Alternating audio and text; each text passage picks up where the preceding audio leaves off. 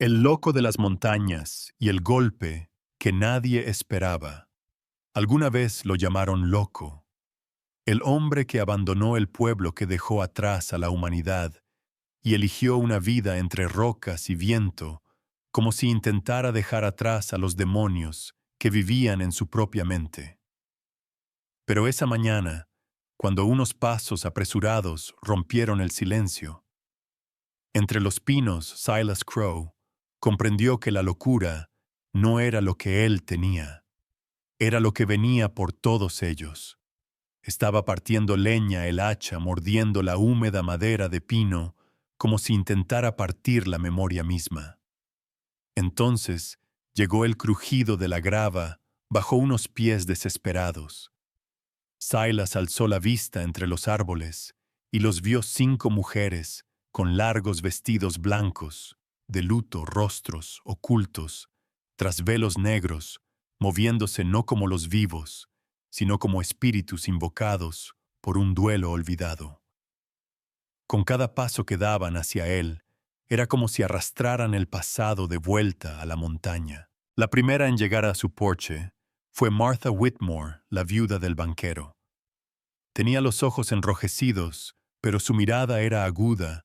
Ya no pertenecía a una mujer de comodidades, sino a alguien que había mirado al abismo y lo había atravesado. Levantó el velo y dijo sin aliento: «Señor Crow, no queda nadie más. Vendrán esta noche, y cuando terminen no quedará nada, ni nuestros hogares, ni nuestros recuerdos, ni siquiera nuestros nombres. Debería haber cerrado la puerta.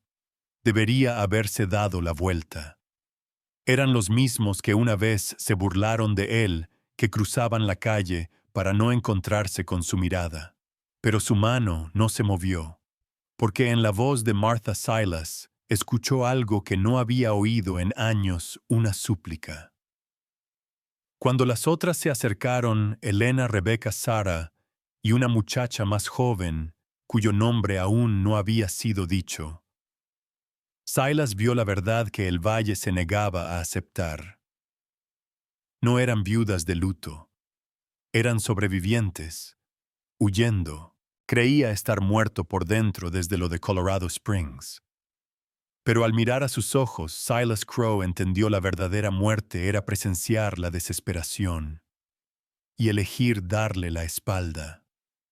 Bajo la pálida luz del sol que se filtraba por el dosel de pinos, los vestidos blancos de luto ondeaban como los gritos de almas que aún no encontraban la paz. Silas Crow observaba a cada una de las viudas. Whitmore, no con lástima, sino con el reconocimiento frío de un hombre que conocía la pérdida, pero que jamás había visto la crueldad firmada y sellada con tinta. Ellas venían cargadas de secretos. Pero cuando Rebecca levantó su guante y dejó al descubierto los moretones ocultos bajo el encaje, la verdad salió a la luz. Nadie subía a esa montaña para suplicar piedad. Venían a huir de hombres que se hacían llamar la Compañía de Reclamación Burócratas, con armas ocultos tras el lenguaje de las leyes de propiedad. No querían pago. Querían lo que yacía enterrado bajo la tierra, vetas de plata descubiertas días después del accidente minero que había matado a sus esposos. Elena, la más joven, apenas con 22 años, lo dijo con labios temblorosos: «Nos dijeron que las deudas de nuestros esposos ahora eran nuestras. Pero, señor Crow, esto no tiene que ver con dinero. Tiene que ver con lo que hay bajo tierra». Y en ese instante, Silas lo vio todo con claridad. El colapso de la mina no fue una tragedia, fue una estrategia. Una masacre sancionada con papeles, ejecutada con balas y cronometrada a la perfección. Ni un solo hombre se había atrevido a hablar, ni el sheriff ni el juez. Pero 5 mujeres magulladas y rotas habían escalado la montaña porque morir entre llamas era mejor que morir en silencio.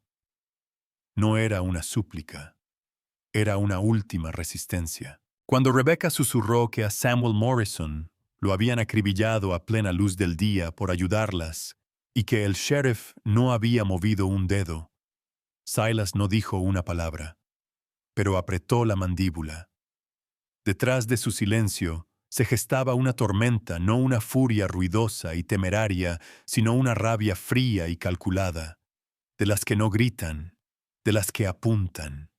Y por primera vez en 3 años, Silas Crow, el loco de las montañas, volvió a sentir el peso del propósito. En sus huesos, Silas Crow se quedó inmóvil en el umbral de la puerta. La luz del sol, proyectando sombras dentadas sobre un rostro marcado no por la edad, sino por los fantasmas de un pasado que se negaba a morir. No dijo nada, mientras los ruegos ahogados por el llanto de Martha caían a sus pies. Sus manos apretaban el mango del hacha, hasta que los nudillos se le pusieron blancos. Pero sus ojos, esos mismos ojos que habían visto a camaradas estallar ante él, en un cañón de muerte, permanecían congelados, tan fríos como la propia montaña. «Eres el último hombre en el que podemos confiar», susurró Martha con la voz quebrada. Él negó con la cabeza, no por apatía, sino por miedo. No miedo a morir, miedo a ver morir a otros por su culpa. Otra vez. 3 años atrás el nombre Capitán Silas Crow resonaba desde Colorado Springs hasta el borde de la frontera. Una orden equivocada ejecutada por deber y 12 soldados leales murieron en una masacre. Silas sobrevivió. El título de héroe le revolvía el estómago. No huyó. Volvió 3 veces para sacar a hombres heridos del infierno, pero nadie recordaba eso. Solo recordaban que él vivió. Y para ellos, eso lo hacía culpable.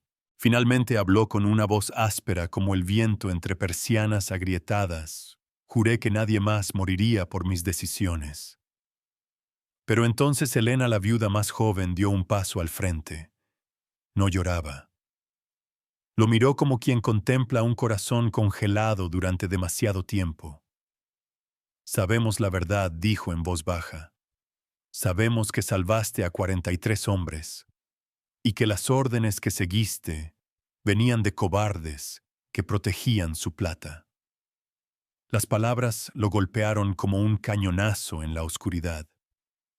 Silas miró a esas mujeres que antes cruzaban de acera para evitarlo ahora, depositando sus vidas en sus manos. No porque creyeran que era fuerte, sino porque creían que era el último hombre que aún sabía lo que estaba bien y lo que estaba mal. Y entonces, por primera vez en 3 años, Silas Crow se apartó del umbral. No para esconderse, sino para tomar el rifle que había jurado no volver a tocar. Jamás Silas Crow no dijo nada, mientras descendía por la ladera con las botas desgastadas, golpeando la tierra pedregosa, como si cada paso cargara el peso de una sentencia enterrada desde hace mucho. Detrás de él, las 5 viudas lo seguían en silencio, con sus vestidos blancos de luto, ondeando como fantasmas salidos de una pesadilla compartida. Cada paso que daban cortaba más profundo en el aislamiento que Silas había construido a su alrededor durante 3 años. Pero entonces el olor a humo comenzó a colarse entre el aire de la montaña. Silas levantó la vista. Una columna negra se alzaba desde el extremo oriental del valle, justo donde alguna vez estuvieron los terrenos de los Whitmore. Algo se torció en lo profundo de su pecho. No por el pueblo, ni por las tiendas, sino por sus hogares. «Han empezado antes», murmuró como si leyera una sentencia tallada en ceniza. La voz de Rebecca fue apenas un suspiro. «Esa es mi casa». El viejo sentimiento regresó frío, cortante como un cuchillo oxidado arrastrándose entre sus costillas. No era una rabia ardiente. No, era más fría. La furia de un hombre que ha visto sufrir a demasiada buena gente mientras los cobardes prosperan. Levantó la mano señalando a las mujeres que se detuvieran y luego las guió detrás de un escaso grupo de pinos. Desde allí el valle yacía con brutal claridad. 12 jinetes a caballo moviéndose de casa en casa, quemando, rompiendo, riéndose, sin prisa, sin miedo. No solo estaban robando tierra, estaban borrando la memoria. Pero lo que hizo que Silas se quedara inmóvil no fue el fuego, fue la carreta. Estacionada junto a un montón de escombros, estaba cargada con papeles y una caja fuerte de acero. Lo supo de inmediato, ese era el corazón del asunto. La evidencia. La fachada legal que hacía que el asesinato pareciera progreso. Tenemos que destruir eso, dijo. Pero las 5 mujeres se volvieron hacia él con el miedo y la confusión escritos en cada rostro. ¿Vas a enfrentarte solo a 12 hombres armados? Él negó con la cabeza. No, dijo Silas Crow. No estaré solo, porque no soy el único al que le han arrebatado todo. Durante 3 largos años, la campana de la iglesia en Clearwater Valley no había sonado. Desde que Vaughan os amenazó con quemar vivo a cualquier predicador que se atreviera a hablar de resistencia, el pueblo había vivido ahogado en un silencio escalofriante, el silencio de la sumisión de una comunidad estrangulada por el miedo. Pero esa tarde, cuando Silas Crow subió los escalones de la iglesia y agarró la cuerda oxidada, la campana rugió como un trueno sobre una tierra muerta. Dong, dong, dong. Ese sonido no era solo un llamado a reunirse, era una resurrección de la memoria del coraje de un tiempo en que la gente se defendía entre sí. Desde ventanas cerradas y casas saqueadas, comenzaron a aparecer rostros, no por curiosidad, sino por un anhelo largamente negado, el anhelo de volver a caminar erguidos. La puerta del taller de Frank Morrison fue la primera en abrirse. Con el brazo aún en cabestrillo tras la última paliza que recibió, cargaba 2 viejos rifles de caza. Si van a matarme, que sea por algo que valga la pena, murmuró. Tom Bradley, el veterano curtido del ejército, trajo su revólver gastado por la guerra, el mismo que usó en 3 campañas sangrientas. He disparado contra asaltantes apaches. No voy a temblar ante matones vestidos de gala como los de Vaughan. Luego, vino el joven David, el hijo de 17 años de Martha. Entró en la capilla con el rifle de su padre colgado al hombro. Ya no quedaba inocencia en su rostro, solo la mirada acerada de un muchacho que había perdido demasiado y estaba listo para defender lo que aún quedaba. Para cuando entró la última persona ya eran 23. No eran soldados, no eran asesinos entrenados, solo un herrero, un tendero, granjeros y madres viudas. Pero sus ojos ardían con el fuego de quienes han tocado fondo y comprenden que ya no tienen nada que temer. Silas miró a su alrededor. No vio debilidad. Vio a una comunidad que había recordado quién era. Y por primera vez en 3 años de exilio, sintió algo inesperado. Sintió que había regresado a casa. Cuando Silas Crow salió de la iglesia, el viento vespertino traía consigo el olor a humo de hogares calcinados, y el silencio se aferraba al pueblo como un sudario fúnebre. Pero dentro de esa capilla algo se estaba gestando, no un milagro, sino una furia que había estado dormida por demasiado tiempo. Señaló las vitrinas que daban a la calle principal. Frank, toma a 5 hombres y colóquense en los pisos de arriba. Tom asegura los callejones detrás de la oficina de correos. Nadie dispara a menos que yo dé la señal. Su voz no era alta, pero cayó con el peso del hierro sobre la piedra. Los 23 habitantes del pueblo Aferraron sus rifles no porque buscaran una pelea, sino porque por primera vez sabían que no estaban solos. En cuanto a las 5 mujeres, las viudas despojadas de sus esposos y sus hogares, no retrocedieron. ¿Y nosotras?, preguntó Helena, su voz cortando el aire denso como un látigo. Silas se volvió hacia ellas con los ojos cargados de viejos fantasmas.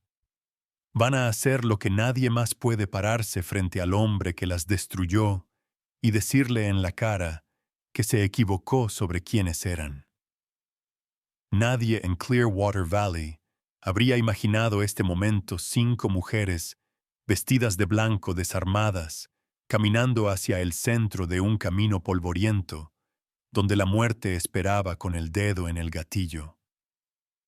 Pero eso fue exactamente lo que hicieron. Martha encabezó la marcha, seguida por Rebecca, Helena, Sarah y Clarice. No había un solo temblor en sus pasos. Sus rostros llevaban el silencio de quienes ya lo habían perdido todo, excepto por una cosa que Malachi Vaughan jamás podría robarles: el orgullo. Cuando Vaughan las vio, se rió. Pero era la risa de un hombre que aún no entendía que el desprecio es un veneno lento y que hoy sería letal. Porque detrás de aquellos pasos blancos había un pueblo que finalmente había encontrado su voz. Y esta vez, el silencio no significaba miedo, significaba poder. Cuando las 5 mujeres pisaron el polvoriento centro de la calle principal de Clearwater Valley, el pueblo contuvo el aliento. Sus vestidos blancos de luto ondeaban con el viento, los pies marcando las huellas de los mismos hombres que habían incendiado sus hogares. Sin armas, sin armaduras, solo ojos firmes, fieros e inquebrantables. Desde el otro extremo, Malachi Vaughan avanzó a caballo con una sonrisa burlona, flanqueado por 11 pistoleros que habían gobernado el valle durante años a través del miedo. Vaya, vaya, se burló. Vinieron a firmar los papeles: después de todo, una elección sabia, damas. Pero su sonrisa se desvaneció rápidamente. Desde las ventanas, los umbrales y los tejados, las sombras estallaron en acero. 23 rifles emergieron como fantasmas, convocados por la justicia.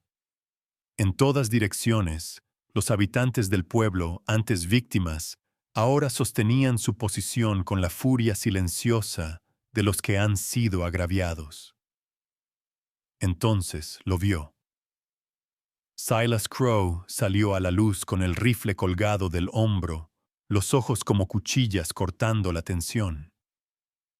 Silas Crowe, murmuró Vaughan, incrédulo. El loco de Colorado. Tal vez me volví loco, respondió Silas, sereno como la tormenta antes de romperse.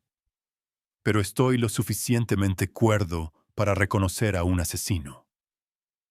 Martha Whitmore dio un paso al frente, su voz afilada y clara. Mataste a nuestros esposos. Quemaste nuestras casas. Aterrorizaste este pueblo. Pero cometiste un error: olvidaste que hay personas que no se compran, no se quiebran y no se asustan. El sonido de los cerrojos de los rifles, encajando, resonó como un veredicto final. Vaughan miró a su alrededor, sus hombres titubeaban, algunos retrocedían, unos pocos dejaban caer sus armas. Y en los ojos de Vaughan, por primera vez, apareció algo que jamás había mostrado: miedo. No miedo a la muerte, sino miedo a la verdad. Miedo a enfrentarse a personas que por fin recordaban su fuerza. El hombre que una vez gobernó desde las sombras, ahora quedaba expuesto bajo la luz de la resistencia colectiva. Había perdido no por las balas, sino porque la gente buena había decidido que no se inclinaría jamás cuando la última luz del día se deslizaba sobre los acantilados rocosos. Silas Crow se sentaba solo en el porche de su cabaña, desgastada por el tiempo con la mirada, recorriendo el valle donde alguna vez el destino le exigió elegir un bando. Pero ya no era el loco de la montaña. Ese nombre murió el día que entró al pueblo, con 23 ciudadanos armados y un corazón lleno de justicia. Ahora lo llamaban por su verdadero nombre y con algo cercano a la reverencia. Martha Whitmore reconstruyó su casa medio quemada. Ya no era una viuda desesperada, sino una pionera, un símbolo de coraje. Elena enseñaba a los niños en una cabaña de troncos recién levantada. Rebecca curaba a los enfermos con unas manos que antes habían sido ignoradas solo por ser de mujer. Sarah volvió a plantar su jardín donde antes reinaban las cenizas, y cada flor que florecía se alzaba como un recordatorio silencioso. El mal había pasado por allí, pero no había triunfado. Vaughan y sus hombres desaparecieron como una pesadilla que huye con el amanecer. Pero el pueblo nunca olvidó la lección. El verdadero poder no estaba en las armas, vivía en los corazones de aquellos lo suficientemente valientes como para mantenerse unidos. A veces, la campana de la iglesia sonaba al atardecer, no para una misa, sino como un recordatorio de que el silencio una vez mató a la justicia y que la unidad la trajo de vuelta a la vida. Y de vez en cuando, alguien veía a una mujer subiendo por el sendero de la montaña con una canasta de pan en la mano, cruzando entre los pinos. Martha, ya no una suplicante en busca de ayuda, sino una amiga. Se sentaba junto a Silas, sin necesidad de palabras. Lo que compartían no era una conversación, era una verdad. A veces aquel a quien el mundo llama loco es el único lo bastante cuerdo para hacer lo correcto,